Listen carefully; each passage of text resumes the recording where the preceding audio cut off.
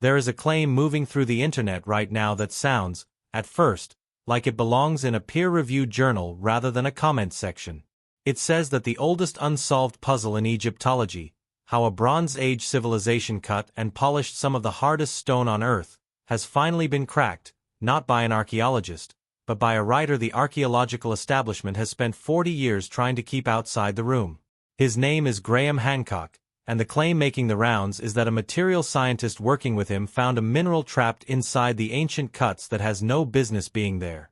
Before we go further, it is worth saying plainly what kind of claim this is.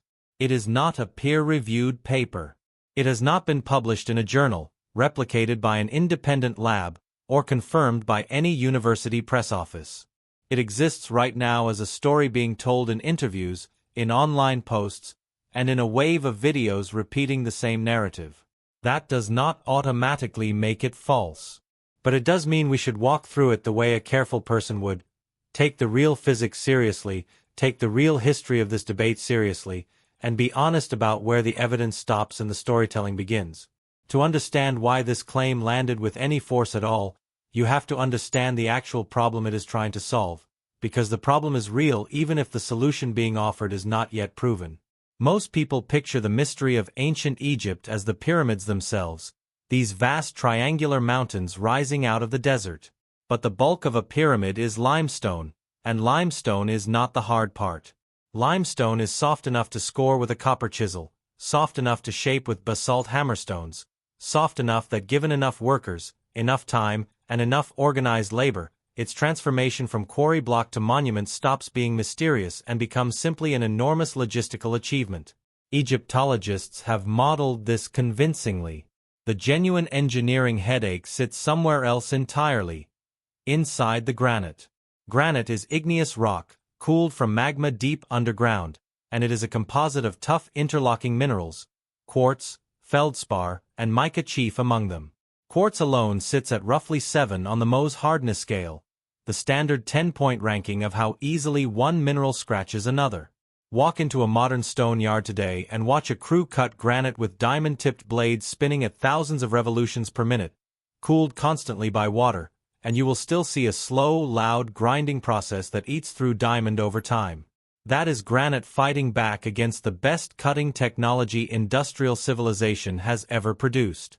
And yet the ancient Egyptians, working without iron, without electricity, without anything remotely like a diamond blade, left behind granite artifacts that remain genuinely startling. The king's chamber deep inside the Great Pyramid is built from granite beams weighing tens of tons each, fitted with a precision that has outlasted earthquakes. In the Valley Temple beside the Sphinx, granite blocks are joined so tightly that a blade cannot be slipped into the seam. Statues carved from single blocks of the hardest granite have surfaces so smooth that engineers examining them have reached for words like machined rather than carved. And on some ancient drill cores, the cylindrical plugs of stone left behind when a hole is bored, there are spiral striations that look exactly like the marks a rapidly rotating drill bit leaves as it bites downward. These are not fringe observations. They show up in mainstream Egyptological literature too, described with genuine admiration for the skill of Old Kingdom craftsmen, even when the explanations for how it was done remain debated. For most of the 20th century, and still today, the standard explanation offered in museums and textbooks is a combination of 3 things: copper tools, an abrasive, usually described as quartz sand, and enormous amounts of human time. The idea is that copper saws or tubular drills were dragged or rotated against the stone while wet sand was fed into the cut, with the sand grains doing the actual grinding while the copper simply carried them across the surface. Dolerite hammerstones, a hard volcanic rock, were used to pound and rough out shapes before finer work began. It is, on its face, a plausible story, because it does not require any tool harder than the stone itself. The sand, largely made of quartz, is roughly as hard as the quartz inside the granite, so in principle it is a fair fight. The trouble is that in principle and in practice turned out to be different things, and this is where the real, well-documented part of the story begins, long before Hancock enters it. In the late 20th century, the archaeologist Dennis Stocks, working at the University of Manchester, spent years actually testing this method rather than simply asserting it. He built copper saws and tubular drills to ancient specifications, sourced comparable granite, and cut it using copper and quartz sand under controlled, measured conditions. His results, published in the early 2000s, were sobering for the tidy textbook version of events. The method worked, technically, the stone did yield, but painfully slowly, with cutting rates measured in fractions of a millimeter per hour rather than anything resembling the pace implied by the scale of surviving granite architecture. The copper tools wore down rapidly in the process, consumed by the very abrasive they were supposedly just carrying. And the cut surfaces stocks produced were rough and uneven, nothing like the almost polished precision seen on real ancient granite artifacts. Stocks produced were rough and uneven, nothing like the almost polished precision seen on real ancient granite artifacts. Stocks did not conclude that the Egyptians lacked the technology. He concluded that the process was extraordinarily labor-intensive, and his work has been cited ever since by both defenders and critics of the conventional account, because it is honest data rather than a comforting story. Scaled up to the volume of granite inside a single chamber like the one deep in the Great Pyramid, the labor estimates implied by hand-pounding and hand-sawing become enormous, running into what would be millions of cumulative work hours for the hardest stone alone. That does not make the achievement impossible for a civilization capable of mobilizing the labor force that built the pyramids in the first place. But it does mean the gap between "we understand mechanically how this happened" and "we can explain the precision we see" has never been fully closed by experiment. This is the gap Graham Hancock has spent roughly 4 decades pointing at. It is worth being fair to what that criticism actually was and was not. Hancock is not a trained Egyptologist. He came to this field as a journalist, and much of his broader body of work, involving lost civilizations, catastrophic floods erasing an advanced prehistoric culture, and a chronology of human history pushed back far earlier than mainstream archaeology accepts, is considered speculative at best by the overwhelming majority of professional archaeologists, and has been directly and specifically rebutted by them on multiple occasions. That context matters, and a fair telling of this story does not pretend otherwise. But his narrower, more specific objection about granite working tools was always a slightly different animal, because it rested on something concrete. Look at the finish on these surfaces, look at the geometry of these drill holes, and compare that to what copper and sand actually produce when someone tries it. For years, the response from much of the archaeological establishment was less a rebuttal of that specific physical argument and more a dismissal of the messenger. Reminders of his lack of formal training, his fringe reputation, his other far more speculative claims, which, whatever else it accomplished, did not make the copper wear any slower or the ancient surfaces any rougher. Which brings us to the claim currently circulating, the one that gives this video its title. According to accounts now spreading online, Hancock partnered around 2022 with a material scientist, identified in these accounts as Dr. Masood Garb, described as a specialist in tribology, the study of friction and wear between surfaces in contact, to examine ancient granite fragments under a scanning electron microscope paired with energy-dispersive X-ray spectroscopy, a technique that identifies the elemental makeup of whatever the electron beam strikes. The story goes that instead of finding the expected residue of quartz sand and worn copper, the analysis turned up aluminum oxide embedded deep in the cutting grooves. In mineral terms, corundum, the same substance that in its gem-quality crystalline forms becomes ruby and sapphire, and which sits at 9 on the Mohs scale, second only to diamond and dramatically harder than anything naturally present in Egyptian granite or the sand of the surrounding desert. The claim continues that Hancock then organized a hands-on replication in 2023, cutting matched granite slabs with copper tools using 3 different abrasives side by side: plain sand, crushed quartz, and a corundum quartz slurry, and that the corundum slurry cut several times faster than sand, produced a smoother finish closer to the ancient surfaces, and, when used for drilling, left behind the same telltale spiral striations visible on real ancient drill cores. If true, this would be a genuinely significant finding, because corundum simply does not occur naturally within Egypt in any usable industrial quantity. It would have had to be deliberately sourced through long-distance trade and then ground to a controlled particle size, which is a real technical skill, not an accident. It would suggest the builders of the pyramids understood comparative mineral hardness and engineered an abrasive supply chain around it, a level of sophistication well beyond what the sand and copper story requires. Here is where honesty has to take over from momentum, though. As of now, this account exists almost entirely inside a cluster of online videos and posts that echo one another closely, without a traceable underlying publication, a named academic institution running the microscope, an independent replication by a separate lab, or coverage in any established science or archaeology outlet. That is not proof that nothing happened. Plenty of real findings take time to reach formal publication, but it is a meaningful gap between evidence and verified evidence, and it is exactly the kind of gap that should make a careful viewer pause rather than share. A genuine claim of this magnitude, made about one of the most examined artifact classes in the ancient world, would ordinarily be expected to survive scrutiny from geologists and materials scientists with no stake in the Hancock versus Egyptology debate, published somewhere that other scientists could actually check the spectroscopy data, the sample provenance, and the chain of custody for the granite fragments themselves. None of that verification currently appears to exist in any accessible, checkable form. So what should a fair-minded person actually take from all this? A few things, and they do not all point the same direction.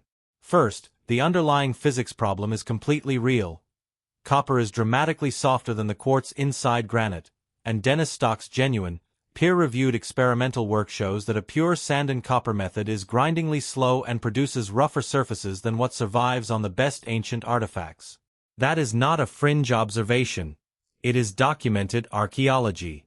Second, the idea that ancient Egyptian stoneworkers may have used harder abrasives than plain desert sand is not, by itself, an outlandish suggestion. Emery, a naturally occurring corundum-bearing rock, was in fact used as an abrasive in the ancient Mediterranean world, and some Egyptologists have long entertained the possibility that harder abrasive materials supplemented sand in certain contexts. Third, and this is the important caution, the specific story now circulating, a named tribalogist, a scanning electron microscope session, a controlled 2023 workshop replication with precise cutting rate figures, has not been independently verified anywhere a skeptical reader could check it, and pieces of this exact narrative appear to have originated in or been amplified primarily through informal online video content rather than the scientific literature. Until an identifiable research group publishes the spectroscopy data, describes exactly which artifacts were sampled and under what permissions, and lets other scientists examine the same grooves, the responsible label for this is an intriguing but unverified claim, not "we now know how the Egyptians cut granite." That distinction is not a small technicality. It is the entire difference between science and storytelling. Hancock himself, to his credit, has generally framed his granite argument in terms of what is missing from the conventional account rather than claiming certainty about the alternative, and that same discipline is worth applying to this newer claim about corundum. Evidence, if it holds up under independent scrutiny, becomes proof. Evidence that only ever gets repeated across similar-sounding videos, without anyone outside that circle checking the instrument readouts, stays evidence. Interesting, worth watching, but not yet something to build a new picture of ancient technological history on. None of this should be read as a verdict that Hancock is wrong, or that ancient Egyptian granite working will never be fully explained. The actual mystery, the gap between what sand and copper demonstrably achieve in careful experiments and what survives on the finest ancient granite artifacts, remains open and genuinely interesting, and it deserves serious experimental attention from people across the spectrum of opinion, not just dismissal on either side. If a real, independently verifiable analysis eventually confirms corundum residue in these grooves, sourced from outside Egypt and deliberately processed, it would be a legitimately important contribution to understanding ancient technology, and it would deserve to be taken seriously regardless of who first raised the possibility. But that confirmation does not yet exist in a form that can be checked, and until it does, the honest way to describe this story is as a compelling hypothesis chasing real evidence, not a mystery that has already been solved. The stone itself, as always, is not going anywhere. It will still be there, exact and unexplained in places, waiting for whoever finally puts the claim through the kind of scrutiny that turns a story into a fact. It is worth stepping back from the granite for a moment and asking why a claim like this one spread so easily in the first place, because that pattern says as much about us as it does about ancient Egypt. A story with a lone outsider, a suppressed truth, and a smoking gun piece of physical evidence is simply a more satisfying shape than the data is inconclusive and several labs are still working on it. That does not mean every outsider claim is wrong, and it certainly does not mean every institutional consensus is right. History has plenty of examples running in both directions.